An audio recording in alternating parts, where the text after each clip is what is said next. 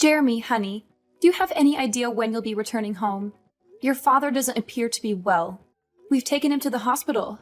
Do you think you'll be able to make a visit? Oh, is it finally the moment to bid farewell to the old man? It's time. I've been waiting for this for years. That's not good at all. Why would you say something like that? This isn't the time for jokes. Dear, we need you here. Can you come? I'm not sure. I'm quite busy. Maybe if I feel like it. If you feel like it? What are you saying? Your father might be in critical condition. It could be life-threatening.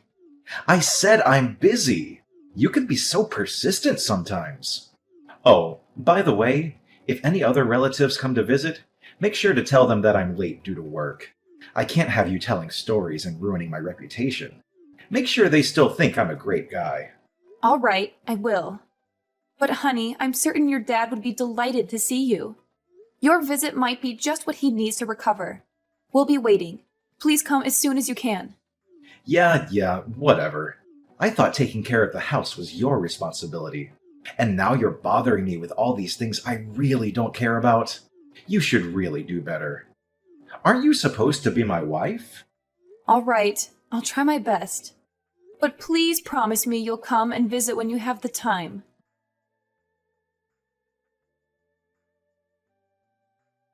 Are you at home? Yes, I am. Is something the matter? I thought you had taken the day off from work. It's clear you've been extremely busy with your job lately. You left in the middle of a funeral without even saying goodbye. I should probably let you know that I've quit my job. What? Why would you do such a thing? Haven't you heard? Dad left behind a substantial fortune. I didn't know about it until now, so there's no chance you knew. There's almost $5 million in his bank account. Really? But I still don't understand why you would quit your job just like that. It doesn't make sense. Can't you see it? A poor girl like you won't ever understand. You can be so ignorant sometimes. Jeremy, I may not have inherited a fortune, but that doesn't mean I can't comprehend your decision. Money isn't the sole measure of happiness or success in life. You don't get it, Kayla. This is a game changer. With this money, I can finally live the life I've always dreamed of. No more long hours at the office, no more stress, and no more compromises. I can travel the world, start my own business, and truly enjoy the fruits of my labor. And Kayla, use your brain for once. Who needs to work when they have $5 million? I understand that having financial security can provide opportunities, but I worry that you're dismissing the value of hard work and personal fulfillment. Remember, our father works tirelessly to build his wealth, and he also valued the importance of family and relationships. Money can bring temporary happiness, but it's the meaningful connections and personal growth that bring lasting fulfillment. You're so idealistic, Kayla. I've spent years struggling to make ends meet, constantly worrying about bills and debts. This fortune is my ticket to freedom and a life without limitations.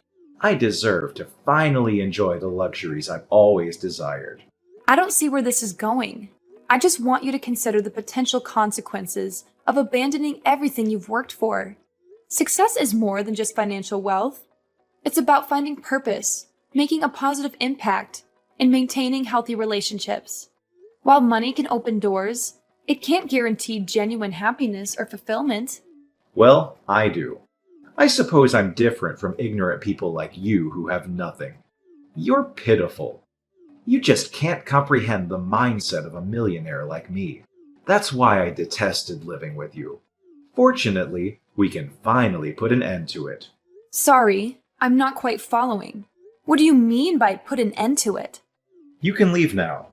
Get out of the house. Leave the house? Does that mean... Wow, you can actually understand something. Yes, it means I'm kicking you out. I don't need you anymore. I am about to be able to get whatever I want with this money. I have no need for you. Wait, are you serious about kicking me out? Yes. Can't you read? It's practically guaranteed that I'll inherit Dad's fortune. I'm the eldest in the family, and I took care of him in his final years. That leaves a good impression when it comes to dividing his assets. But you didn't take care of him. I was the one who took care of your dad all these years. So what? You're not his actual family, just my wife. If you took care of my dad, then good. It means I trained you well. It also means my brother will have fewer chances of getting anything. I doubt he'd be getting anything. So from now on, I'll live a happy life with Dad's 5 million. But what you're basically telling me is that as soon as you thought that you were going to inherit the 5 million, you decided to kick me out. Is that correct? Yes, that's what I've been telling you for the past couple of hours. Anyway, now that you finally understand why I don't need you anymore, it's time to arrange our divorce. And no, don't worry about the costs. I'll cover all the fees. I'll even give you an extra 50,000 if you leave promptly. Really? You're willing to do that for me? I have money to spare, unlike you. But once you accept the money, that'll be the end of it. We won't have any further conversations, okay? Can I ask a few more questions? You seem eager. Have you been planning this divorce for a while? But we didn't really have time to have a child. I was busy taking care of your dad, and you were rarely home. Enough with the excuses. Just get out of the house, will you? You'll have to leave eventually because I'm going to sell it. Sell it? Why? It holds so many precious memories with your dad, probably more than I have. Don't you want to keep it? I'm preparing to buy a new house, and I need the proceeds from selling this one to help with the mortgage. I'm offering you $50,000. So stop complaining. It might be a significant sum for someone like you, but consider it as compensation for me cheating. I knew that you were really deceiving me the whole time. So I assume you'll be moving in with the woman you cheated on me with. Feeling jealous now? It doesn't matter. You'll be out of the house, and you won't have anything to do with me for the rest of your miserable life. It's only been 5 days since your dad passed away, and you're already planning to sell the house. I wanted to give you the benefit of the doubt, but it's clear you don't care about your father. You're talking too much. I no longer consider you my wife. You have no say in anything. I suppose you want me to thank you for taking care of Dad, but that was the one and only useful thing you did. Now that it's over, I have no reason to keep you. The 5 million is practically already mine. Just be smart for once. Take the $50,000 and leave. All right, then I agree to the divorce. That took you long enough. I want you to pack your things and be out of the house by the end of the day. Is that clear? Yes, I understand. Then fine. I'll prepare the documents and send them to you. Or maybe I'll leave them on the kitchen table when I leave. When will you transfer the $50,000 to my bank account? The sooner the better. My current savings should be just enough. I can't wait until I receive the inheritance. $50,000 is nothing compared to 5 million. Then please transfer the money today. I'll accept it as compensation for you cheating on me. Thank you for taking care of me, even though there really isn't much to thank you for. What on earth is happening, Kayla? What? I thought we agreed to not contact each other after the divorce. I still haven't received my inheritance. Have you heard anything from the attorneys? You better not hide anything from me. So that's the reason you reached out to me? I don't think you'll be getting anything, Jeremy. What does that mean exactly? I don't think you'll receive a single penny. I don't understand. Where is my 5 million? I've been waiting for it. Frankly, I can't fathom how you believed you were entitled to anything. I'm the eldest in the family now that Dad is gone. I should be the one inheriting his entire fortune. Dad left a will. Did you know? Obviously not. Otherwise, I wouldn't be asking you what's going on. After the funeral, A court-appointed executor paid his respects. Apparently, he was named by your dad before he passed, and he was responsible for carrying out his wishes. We scheduled a meeting to discuss the contents of the will. Don't fret, it's all been settled. Why was I kept in the dark about this? Well, you barely attended the funeral. You left early, remember? We assumed there wouldn't be much of an issue without you, so we didn't bother informing you. What the hell?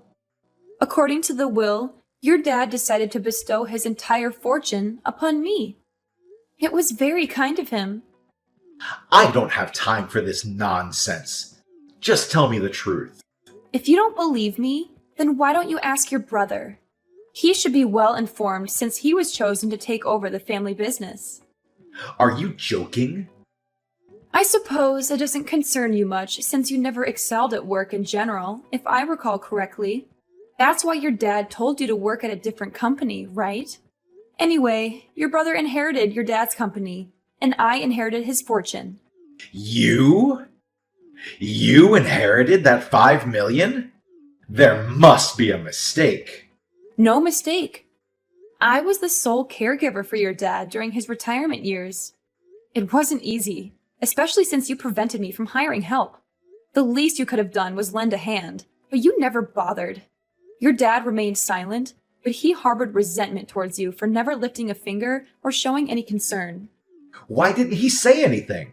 Why should he have to? You're his son. By the way, he also knew about the fact that you cheated on me. I assume that's why he chose not to leave you anything. The lawyer mentioned a fortune of 5 million, didn't he? Yes, that's correct. However, none of that money is coming your way. I'm just guessing here, but I'm pretty sure the lawyer never mentioned anything about you being the beneficiary. Our divorce is finalized, and we have no reason to stay connected. I have no intention of associating with you anymore. Don't you dare talk to me like that, you pathetic woman! Why do you get to keep all the money? You're not even related to my dad. You hardly knew him.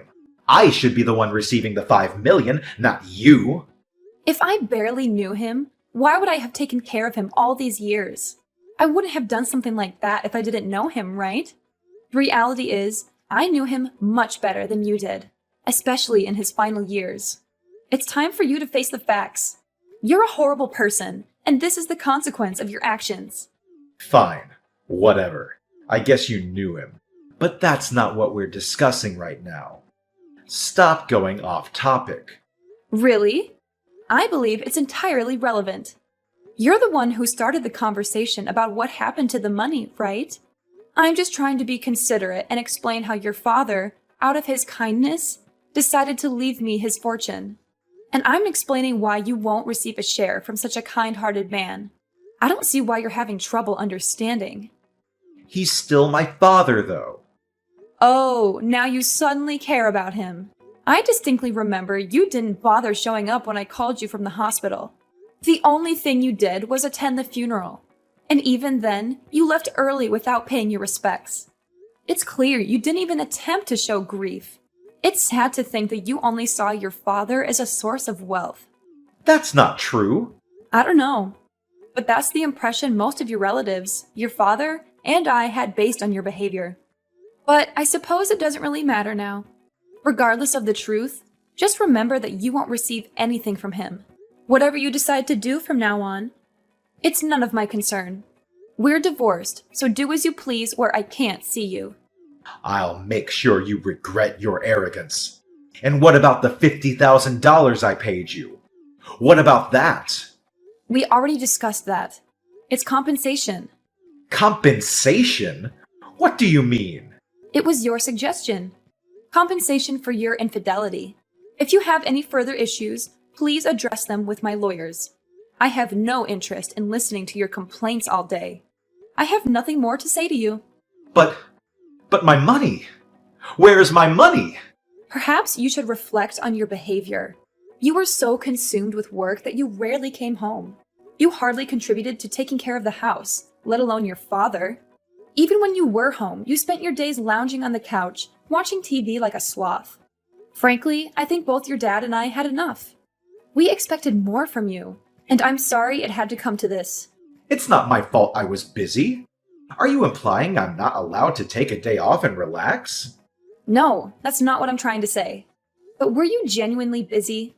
Are you certain you weren't out with the person you were cheating on me with? Considering your lack of dedication to work, I doubt you had any important responsibilities at the company. It's not just your work ethic that's an issue, it's also your values. If you think divorcing me the moment you were about to receive $5 million was a wise decision, then I have no words for you. It's not like that. I had my own problems too. I was under a lot of stress. I'm simply not the kind of person who shows or discusses it openly. Come on. There must be some goodness in you. Share the inheritance with me. Don't you think it's unfair to keep all that money to yourself? I never realized you were so greedy. What problems did you have? Care to explain? No matter how many times I asked, you hardly contributed any money towards the house. When I faced difficulties, you were having fun with your secret lover. It's not fair to me at all, you know. And it's even more unreasonable that after all your stupid actions, you still want me to share my fortune with you? Don't think you can deceive me again. There's no point in continuing this conversation, is there? I've already moved out of our old house, just as you requested. If you want to sell it and buy a new one, go ahead. I don't care. Just don't think you'll be getting much out of it, Jeremy. But I invested $1 million in the new house. I already have a mortgage. I plan to pay it off with the inheritance. Now what am I supposed to do? I'm broke!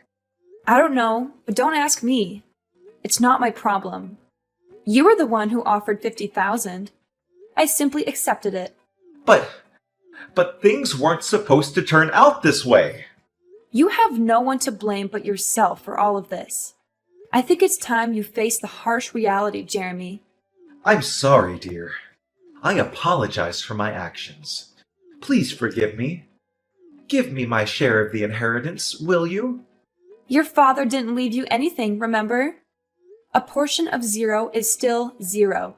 You're not receiving anything. I want nothing more to do with you. Everything your father left behind is now in my hands. I understand that I made mistakes, Kayla. But can't we find a way to move forward? I know I messed up, but I'm willing to make amends and change for the better. It's not just about your mistakes, Jeremy. It's about the years of disregard for our relationship and the pain you caused. It's about the sacrifices I made while you were too busy chasing after your own desires. Your apologies are empty words without genuine actions to back them up. I know I can't undo the past, but I'm willing to learn from my mistakes and work on rebuilding our relationship. We've been through so much together, and I still love you, Kayla. Love me? How ridiculous. You may say you love me, but your actions have proven otherwise time and time again. It's not just about the inheritance. It's about the years of emotional neglect and the disregard for our partnership. I understand that I hurt you, Kayla, and I'm truly sorry for that. I want to make things right and show you that I've changed. But we can address the issues that led us to this point and work on rebuilding our trust. Please, Kayla, don't shut me out completely. I know I messed up, but I still believe in us. Let's at least try to find common ground and work towards healing and understanding. It's over. Right now, I need to prioritize my own well-being and find happiness on my own terms. I hope you have fun with your job and your new girlfriend. But I don't have a job anymore. I don't have a job, and I have a mortgage to pay. Your ex-husband is going through a tough time right now. Shouldn't you fulfill your duties as a former wife and help me out? I'm not your wife anymore, honey. Did you forget? We got divorced. Please, help me.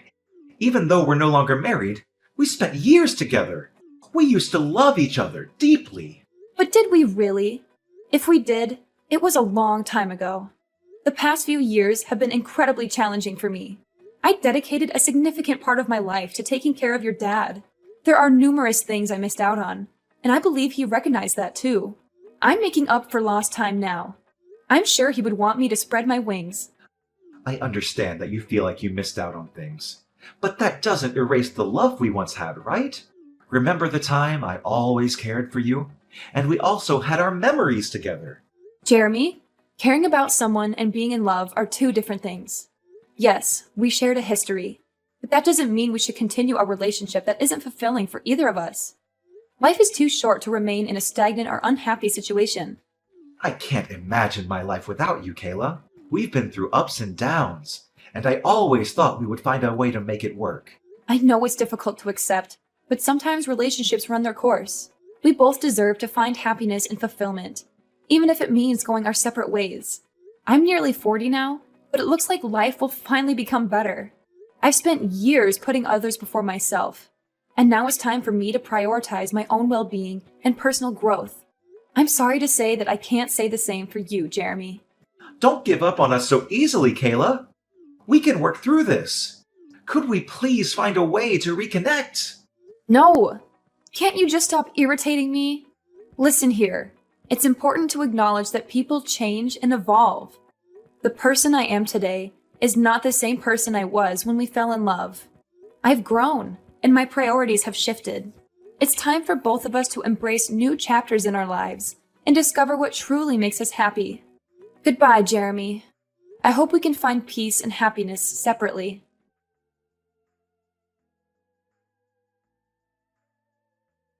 After what happened between Jeremy and me, I made the decision to block him, ensuring that I wouldn't receive any messages or calls from him.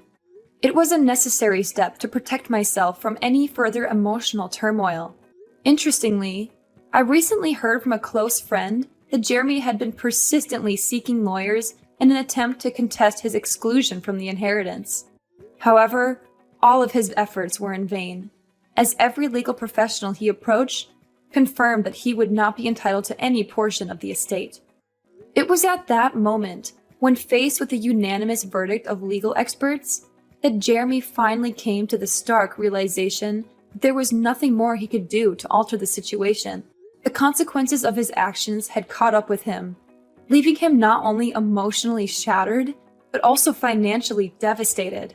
Deep in debt and with his bank account drained, he had no choice but to accept the harsh reality before him. To make matters worse, as soon as his girlfriend discovered that Jeremy would not be receiving any inheritance, she promptly abandoned him, leaving him to face the consequences alone. Their plans for a new house, which were built on the expectation of financial security, crumbled away, leaving Jeremy in a state of despair and uncertainty. In a desperate attempt to seek assistance, Jeremy turned to me and other relatives, pleading for help and support.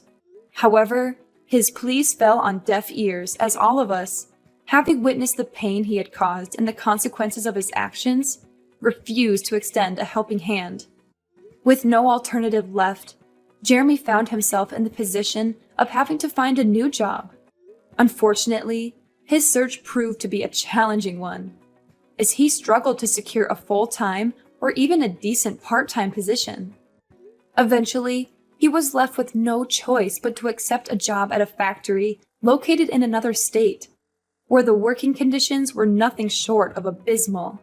Day and night, he toiled tirelessly, with minimal rest, simply to make ends meet. On the contrary, I used the property inherited from my dad to establish a thriving business. With hard work, determination, and a stroke of good fortune, my venture flourished over the years. And as fate would have it, I crossed paths with a kind-hearted gentleman whom I eventually married. Moreover, I also spent an amount of money on charity and volunteering.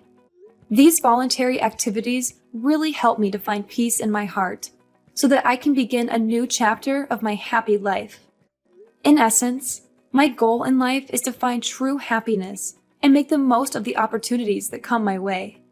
While Jeremy's actions and choices led him down a difficult path, I choose to forge ahead, learning and growing from my experiences, and honoring the blessings that have come my way.